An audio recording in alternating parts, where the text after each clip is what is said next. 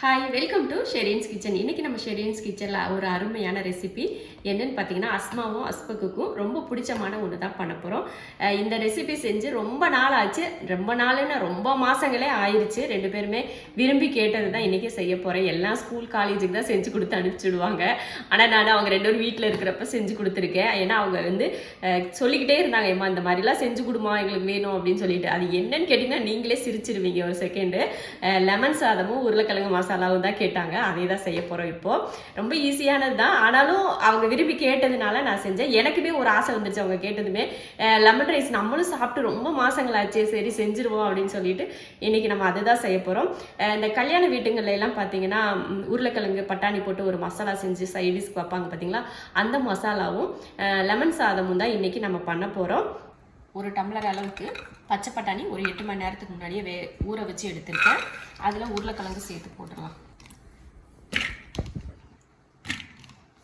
அடுத்து இதில் கொஞ்சம் மஞ்சள் தூளும் சும்மா 1 ஸ்பூன் அளவுக்கு எண்ணெய் ஊற்றிடலாம். கொஞ்சம் தேவையான அளவுக்கு உப்பு சேர்த்துட்டு தண்ணி ஊற்றிடலாம். தண்ணி வந்து முங்குற அளவுக்கு இருந்தால் போதும், நிறைய வேணாம். ஏன்னா நம்ம வந்து இது கிரேவியாக பண்ண போகிறதில்ல, நம்ம வறுவல் தானே பண்ண போகிறோம், அதனால் இது போதும். இப்போ குக்கர் மூடி போட்டு அடுப்பில் வச்சு 4-5 விசில் விட்டு வேக வச்சு எடுத்துடலாம். உருளைக்கிழங்கு ஒரு பக்கம், உருளைக்கிழங்கு பட்டாணி வேக வச்சிட்டோன்னா ஒரு பக்கம் வந்து வெங்காயத்தை வெட்டி எல்லாம் ரெடி பண்ணிட்டோம்னா தாளிக்கிறதுக்கு நமக்கு டைம் கரெக்டாக இருக்கும். அவ்வளோதான். இது வந்து லஞ்சுக்கு தான் கொடுத்து விடணும். நான் எல்லாம் லீவில் இருக்கிறப்ப செய்கிறேன். அதுதான் நானும் இப்போ கேட்கலான்னு வந்தேன். நான் காலேஜ் போகும்போதெல்லாம் மொக்கையாக சாப்பிட கொடுத்து விட்டுட்டு வீட்டில் இருக்கும்போது லெமனும் உருளைக்கிழங்கு மசாலாமா பார்த்துக்கோங்க. உருளைக்கிழங்கும் லெமன் வந்து நல்ல ரெசிபியா, மற்றதெல்லாம் மொக்க ரெசிபியா கேட்டுக்கோங்க. அஸ்பக் வந்து அன்னைக்கு நான் லெமன் சாதம் செய்கிறேன்னு சொன்னேன் ஆசை. அது வந்து என்ன சொன்னான் தெரியுமா, அம்மா லெமன் செஞ்சிட்டியா அப்படின்னு வந்து கேட்குறியான். இல்லைடா அப்படின்னு சொன்னேன். அப்படிதான் காலையில் நீயும் வீராப்பா சொல்லிட்டு போவியா, நான் சாப்பாடு செஞ்சுறேன். இப்போ எங்கே போகிறோம் எல்லாம் செஞ்சுட்டு லெமன் சொன்னதுமேவும் அவ்வளோ இஷ்டப்படுது உங்களுக்கு. அது இந்த லெமன் சாப்பாடு இல்லை, அந்த லெமன் சாப்பாடும் அது கூட இருக்கிற சைட் டிஷ் தான். அதனால தான் எல்லாருக்குமே அந்த அது ஒரு என்ன சொல்றது அவ்வளோ பிரியமா. ஆனால் இது உங்கள் அத்தாவுக்கு பிடிக்காது. ஆமாம், இது வந்து எல்லாரும் ஈவனாக இருந்தால் எங்கள் அத்தா மட்டும் ஒரு ஆடாக இருப்பார். ஆமாம், அம்மெல்லாம் ஒன்று பிடிச்சா அவருக்கு மட்டும் ஒன்று தனியாக இருக்கும். காரமாக இருந்ததுன்னா கூட அப்படி தான் சொல்லுவார். என்னங்கடா இது காரமே இருக்காது, அவர் காரன்னுவார். நாங்கள் காரமாக இருக்குன்னு சொல்லுவோம், அவர் காரமே இல்லைன்னு சொல்லுவார். ஆப்போசிட்டாக எல்லாத்தையும். இந்த அப்பான்ற கொஞ்சம் இது காட்டுறாருன்னு நினைக்கிறேன், கெத்துக்காட்டு பாவத்தை. ஏன் சார்?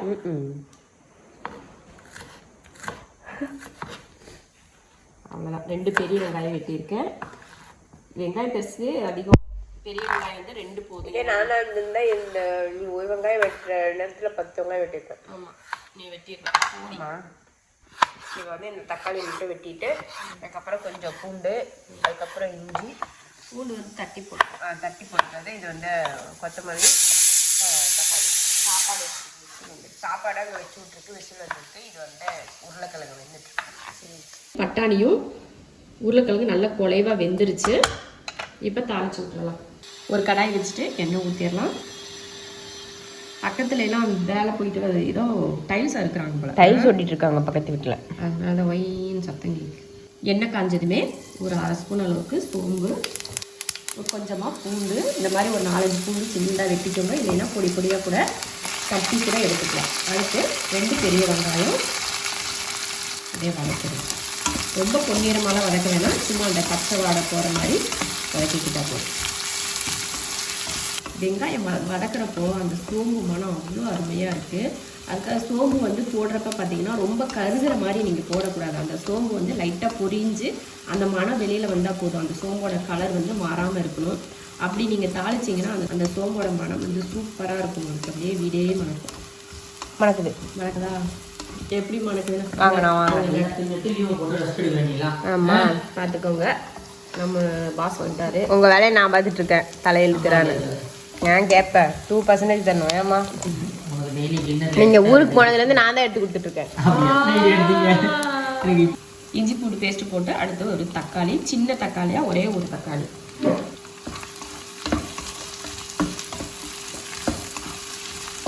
வெங்காயம் தக்காளி எல்லாம் நல்லா வதங்கிருச்சு. இந்த டைமில் மிளகாத்தூள் சேர்த்துக்கலாம். நான் வந்து நல்ல காரத்துக்கு ஒரு 1/2 ஸ்பூன் மிளகாத்தூள், நல்லா கலராக வர்றதுக்கு காஷ்மீரி சில்லி பவுடர் ஒரு 1/2 ஸ்பூன் சேர்த்துருக்கேன். அடுத்து 1 ஸ்பூன் மல்லித்தூள், கொஞ்சம் கரம் மசாலா தூள், கொஞ்சம் மஞ்சள் தூள், அவ்வளோதான். இப்போ இதை கலந்துருவோம். அந்த மசாலா வந்து பச்சை வாடை போகிற வரைக்கும் நல்லா வதக்கிடலாம். நல்லா பச்சை வாடையெல்லாம் போயிடுச்சு. இந்த டைமில் நம்ம வேக வச்சு வச்சுருக்கோம் இல்லையா உருளைக்கிழங்கு பட்டாணி, அதையும் சேர்த்துருவோம். கலர்ஃபுல்லாக இருக்குது. சேர்த்துட்டு கலந்துருவோம்.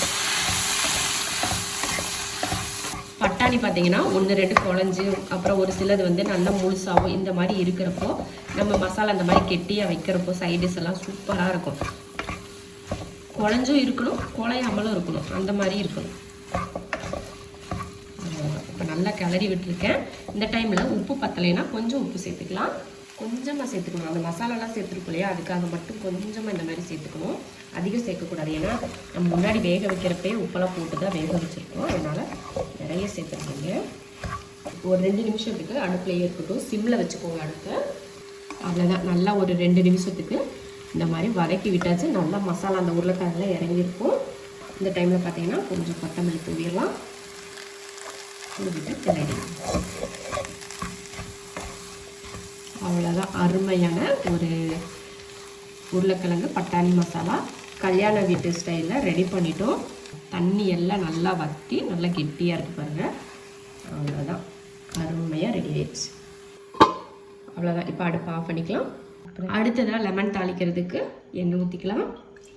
எண்ணெய் காஞ்சதுமே இந்த மாதிரி கடுகு உளுந்து சேர்த்துடலாம். கடுகு பொரிஞ்சிட்டு கொஞ்சம் கடலைப்பருப்பு ஒரு 1/2 ஸ்பூன் அளவுக்கு.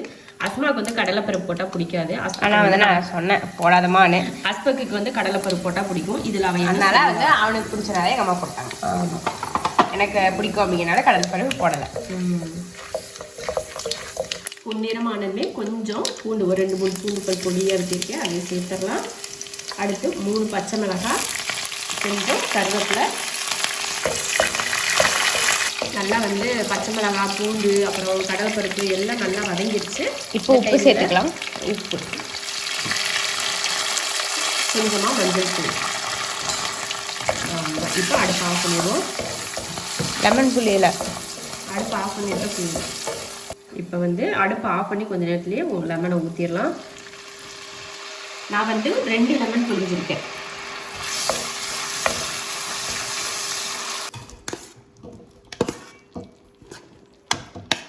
மல்லித்தலையை தூவிட்டு ஒரு கிளறுவோம். நிறைய சோறு கிளறணும்னு ஆசைப்பட்டேன் அஸ்மா, நிறைய சாப்பிட்றதுக்கு. இது போடு. சூப்பரான ஒரு லெமன் சாதம் உருளைக்கிழங்கு பட்டாணி மசாலா ரெடி ஆயிடுச்சு. அவ்வளோதான், சாப்பிட்றது தான் அடுத்து. லெமன் சாதம் அப்படின்னதுமே 2 பேருமே எதுவுமே சொல்லலை. மேலேருந்து வர என்ன சாதம்னு லெமன்னு ஐ அப்படின்னு சொல்லிட்டு ஒருத்தன் வந்து சாப்பிட்டான். ஒரு பருக்க கூட மீதியாகாமல் தட்டில் சாப்பிட்டு எடுத்துருக்காங்கன்னா லெமன் ரைஸ் தான். அவங்கவுங்க என்னென்னமோ பசங்க விரும்புவாங்க செய்வாங்க. ஆனால் இவங்க சப்பையா ஒரு லெமன் சாதம் தான் விரும்பி சாப்பிட்றாங்கன்னா அப்போ பார்த்துக்கோங்க. செஞ்சு முடிச்சுட்டு நாங்களும் சாப்பிட்டாச்சு. அடுத்ததான் எங்கே போகிறோன்னா, நாங்கள் பிரியா கல்யாணத்துக்கு வந்து ப்ளவுஸ் எல்லாம் கொஞ்சம் தைக்க கொடுத்துருக்கோம் காந்திபுரமில். அதை போய் வாங்கிட்டு அப்புறமா இன்னைக்கு வந்து யுவன் கான்சர்ட் நடக்குது நம்ம கொடிசியால, அந்த பக்கமாக அங்கேயும் போயிட்டு வரலாம் அப்படின்னு சொல்லிட்டு தான் பிளானில் தான் கிளம்பியிருக்கோம். ஏன்னா ப்ளவுஸ் வாங்கிட்டு அப்படியே வீட்டுக்கு ப்ளவுஸ் வாங்கிட்டு கொஞ்சம் வேலைங்கள்லாம் இருக்குது, அதெல்லாம் முடிச்சுட்டு வீட்டுக்கு தான். சரி ஒரு எட்டு அங்கே போயிட்டு வந்துடலாம். ஏன்னா அஸ்மாக்கு வந்து நான் கான்சர்ட் போகிறேன் அப்படின்னு சொன்னால், சரி அஸ்மாக்கு வந்து ஒரே பொறாம தாங்க முடியல, இவன் மட்டும் போவானா அப்படின்னு சொல்லிட்டு சரி வாங்க நம்மளும் போகலாம் அப்படின்னு சொல்லிட்டு அப்புறமா போகலான்னு சொல்லிட்டு கிளம்பினோம். அப்புறமா அங்கே வந்து கொடிசியால இன்னும் கொஞ்சம் வந்து ஃபுட் ஃபெஸ்டிவல்னு சொல்லிட்டு ஒன்று நடத்துகிறாங்க. அதையும் போய் உள்ளே போய் எப்படிலாம் இருக்குது, இல்லை ஃபுட்டெல்லாம் எப்படி இருக்குன்னு சொல்லி அதையும் ஒரு ரவுண்டு போய் பார்த்துட்டு வந்துடலாம் அப்படின்னு சொல்லிட்டு தான் எல்லாம் கிளம்பிட்டு இருக்கோம். இப்போ எல்லாம் கிளம்பியாச்சு. ஆனால் ஒரே ஒரு ஜீவன் இன்னி கிளம்பலாம். வாங்க யாருன்னு காட்டுறேன். அப்படியே இந்த பக்கம் திருப்பி பார்த்துக்கோங்க. இந்த பொண்ணு அப்பதுலேருந்து கிளம்புது. நான் ஏதோ தப்பா ஃபார்மேட்ல போட்டேன்னு நினைக்கிறேன். ஏதோ நல்லா தானே இருக்கு. மேக்கப் வந்து புதுசா மேக்கப் கிட் வந்து அன்னைக்கு வாங்கிட்டு வந்தோம். இங்க காந்திபுரம்ல ஒரு இடத்துல வாங்கிட்டு வந்தோம். அதை வந்து இன்னைக்கு தான் ஃபர்ஸ்ட் டைம் வந்து நான் போட்டு பார்க்க போறேன். போட்டு பார்த்துட்டு இதோடய நான் வெளியில வந்துடுவேன் அப்படின்னு சொல்லிச்சு. சரின்னு சொல்லிட்டு வாங்கி 2 வாரம் ஆச்சு இது வாங்கி. இப்பதான் போடுறதுக்கு அதுக்கு நேரம் கிடைச்சு. ஏன்னா டெய்லி காலேஜ் போறதுனால இதெல்லாம் போட்டுட்டு போக முடியாதுல்ல. இன்னைக்கு தான் வீட்டுல இருக்கு, அதனால போட்டு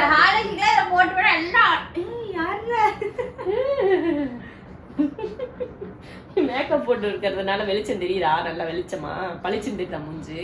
படிச்சுட்டு இருக்கேனா? கேவலமா தான் இருக்கும்னு நினைக்கிறேன். எவ்வளவு அழகா இருந்த இது பாருங்க. அதுதான் அஸ்மா கிளம்புனதுமே நாங்க வந்து அப்படி கிளம்பிட்டு அங்க சிவா வீட்டுக்கு போயிட்டு அவங்களையும் பிக்கப் பண்ணிட்டு நாங்க எல்லாம் அப்படியே போறோம். முதல் வேலை எங்களுக்கு என்னன்னா ரொம்ப டென்ஷனான ஒரு வேலை கொடுத்துருக்கோம். ஏன்னா பிளவுஸ் தைக்கிறதுக்காக ஆரி போட்டு பொண்ணுக்கான பிளவுஸ், எங்களுக்கு கல்யாணத்தண்ணி கட்டுற பிளவுஸ் எல்லாம் கொடுத்துருக்கோம். அஸ்மாவுக்கு ஃபர்ஸ்ட் டைம் வந்து பிளவுஸ் கொடுத்துருக்கோம். இதெல்லாம் யோசிக்கிறப்ப எப்படி தைச்சிருப்பாங்களோ அப்படின்ற ஒரு டென்ஷனா இருக்கு. அதை முதல்ல வாங்கி போட்டு பார்த்தாதான் மனசு ஆறும். அதனால இப்ப அதுக்குதான் ஃபர்ஸ்ட் வேலை எங்களுக்கு. அவ்வளவுதான். நாங்க அப்புறம் போயிட்டு அங்க கான்சர்ட் போயிட்டு ஃபுட் ஃபெஸ்டிவல் போயிட்டு அதெல்லாம் உங்களுக்கு காட்டுறேன். கான்செப்ட் வெளியே இருந்ததுன்னா வெடிக்க போறீங்க. கான்செப்ட் பாக்குறதுக்கு 29,000 15,000 1,500 1000 500 இது எதுவும் நமக்கு செட் ஆகாது. சும்மா வேடிக்கை வெளியில் நின்று பார்த்துட்டு வருவோம். நாங்க இன்னைக்கு 2 மணில இருந்தே இங்கதான் சுத்திக்கிட்டு இருக்கோம். ப்ளவுஸ் தைக்க கொடுத்து ப்ளவுஸ் எல்லாம் வாங்கியாச்சு. எல்லாருக்கும் ஓரளவுக்கு செட் ஆயிருச்சு. பரவாயில்ல அப்படின்னு சொல்லிட்டு மறுபடியும் பர்ச்சேஸ் இருக்கு. அவ்வளோ டயர்டாவா இருக்க? ஃபஸ்ட்டு ரொம்ப டயர்ட் ஆகிட்டாலவா? நடந்து இவங்க கூட வந்தால் நம்மளை ரணங்கள் ஆக்கி விட்டுறாளுகளே சொல்லிட்டு ஒரு ஆள் இருக்கு. இதான் ஃபோன் பட்டி அவளே. பார்த்தீங்கன்னா நான் இந்த சாரிக்கு தான் ப்ளவுஸ் தைக்க கொடுத்தேன். பாருங்கள், சாரியை காட்டிடுறோம். சாரி இது வந்து வீடியோவில் ஒரு மாதிரி தெரியுதுன்னு நினைக்கிறேன் கலர். ஆனால் பார்க்குறதுக்கு நல்லா சைனிங்காக இருக்கும் இந்த கலர். Orange with green. நான் வந்து பார்த்தீங்கன்னா கைக்கெல்லாம் ஆரி போட வேணாம் அப்படின்னு சொல்லிட்டேன். அதனால பின்னாடி நெக்குக்கு மட்டும் ஆரி போட்டாங்க. இந்த ஆரி போடுறதுக்கு 4,500 வாங்கிட்டாங்க. அப்புறம் ப்ளவுஸ் தைக்கிறதுக்கு 900. இந்த ப்ளவுஸை தைச்சி வாங்குறதுக்கு நான் ரெடிமேடில் ஒரு 500-1000 ரூபாய்க்கு ஒரு ப்ளவுஸை வாங்கியிருந்தேன்னா எவ்வளோ காசு மிச்சமாக இருந்திருக்கும். கொஞ்சம் மனசு வருத்தமாக தான் இருக்குது. சரி போட்டு பார்க்கவும் கொஞ்சம் மனசு வந்து திருப்தியாயிருச்சு. சரி ஓரளவுக்கு நல்லா தைச்சிருந்தாங்க. நல்லா தைச்சிருக்காங்க தான். நல்லா ஓரளவுக்குனா நல்லா தான் தைச்சிருந்தாங்க. ஒன்றும் பிரச்சனை இல்லை. அப்புறமா பார்த்தீங்கன்னா கொஞ்சம் லூஸ் இருக்குது. அந்த லூஸ் இருந்தால் பிரச்சனை இல்லை, நம்ம பிடிச்சி அடிச்சுக்கலாம். போடவே முடியாமல் போயிடுச்சுன்னா தான் கொஞ்சம் கஷ்டமாக இருக்கும். அதனால் பரவாயில்ல, இந்த கடை வந்து கொஞ்சம் சக்ஸஸ் ஆயிடுச்சு. கொடிசியாவில் வந்து ஃபுட் ஃபெஸ்டிவல் நடந்துட்டு இருக்கு இல்லையா, அது வந்து வரணும்னு சொல்லிட்டு பசங்க சொல்லிகிட்டே இருந்தாங்க. சரி இன்னைக்கு கொஞ்சம் ஃப்ரீயாக இருக்கும் அப்படின்னு சொல்லிட்டு இன்றைக்கி அங்கே தான் வந்திருக்கோம். இப்போ தான் நாங்கள் வந்து உள்ளே வந்தோம். அடுத்து இப்போ வந்து உள்ளே போகிறோம். இங்கே நல்லா இருக்கும். சாயங்கால நேரத்தில் வந்தோம்னா கொடிசியாவுக்கு வந்து ப்ரோக்ராம் கூட கல்யாண மாலை நடக்குதான். நல்லா இருக்கும். இங்கே சாயங்கால நேரத்தில் வந்தோன்னா நல்லா லைட்லாம் போட்டு அழகாக இருக்கும். பார்க்குறதுக்கே அழகாக இருக்கும். இந்த பக்கம் பார்த்தீங்கன்னா கல்யாண மாலை அது நமக்கு தேவையில்லை. சிவா தான் அங்கே போகணும். நம்ம வந்து அதுதான் செட்டிநாடு திருவிழா. அப்படியா? சரி. வெல்கம் இங்கே தான் சொல்லியிருக்காங்க.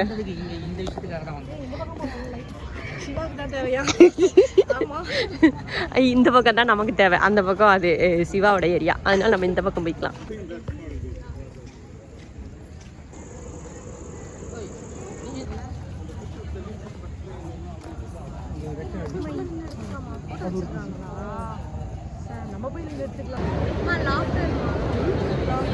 எங்க இருக்கு?